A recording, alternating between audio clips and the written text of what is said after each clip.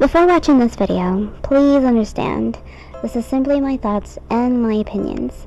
You don't have to agree with them. It is up for debate and discussion. Please listen with an open mind and please, no trolling. The Gothic fashion. Dark, sinister, beautiful, elegant, and as well as screaming with uniqueness. It's a no-brainer why people are attracted to this style. Let's face it, it's one of the potentially the most sexiest fashions out there. Now, contrary to popular belief, whether people like it or not, it has become quite clear that people has made some branches to help clarify what is what for the sole purpose of identifying that certain clothing. In Gothic fashion, there are plenty of branches that stretch to other styles like the romantic goth or the cyber goth, or how about bubble goth. What can I say? It's just one of them things you can most definitely play with to your liking. Now I'll tell you this, don't let anybody tell you what you can and can't wear.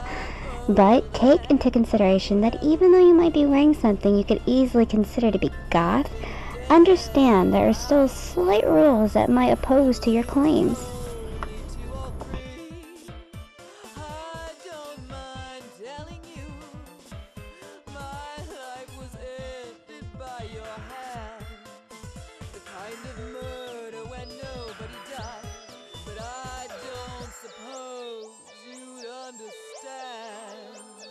You see, these pictures are most definitely not goth by any means. Okay, now let's determine what style you are perhaps aiming for. Some people like a more romantic look with a tailored velvet jackets or lace and period items, while others prefer punk with bondage pants and a spike collar, and still others go cyber and futuristic with goggles, yarn extensions, dreads, latex, and big industrial boots. There's not one single goth fashion, and it's like I said before, there are many branches. Please understand, you do not have to shop at Hot Topic to get that certain look you're going for. If you do, be prepared to spend excessive amount of money on a piece of clothing you could perhaps make yourself at home. I know, sewing and putting things together may not be your thing, but if you are planning on completely changing your old wardrobe, it'd be wise to just make the pieces yourself. But what if you have no idea how to do so and no idea how to get started? Well, by watching this video, you have internet access to Google and YouTube. Look it up, search, study, envision, learn.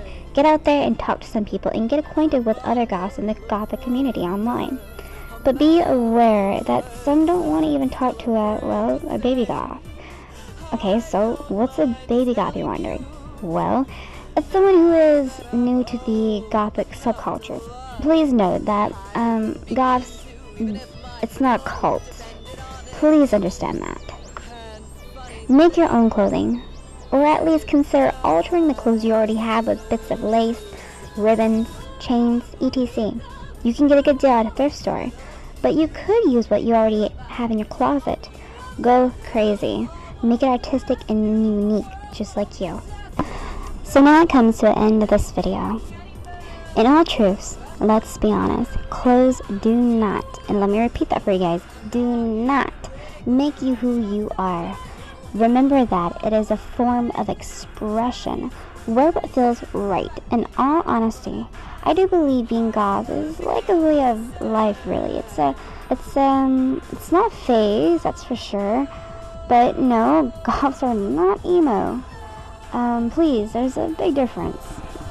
Whatever you consider yourself, in the end, you are you. And there really is no how to be goth guide to follow. You just need to discover yourself in the end and do what feels. It's like what Andrew Zimmern said from his hit TV show, Bizarre Foods. If it looks good, eat it. Well, in this case, if it looks good, wear it. This is Avaya signing out. And I hope I have shed some light for you guys on some fashion tips, I guess. So anyways, live and learn, love and light, good night.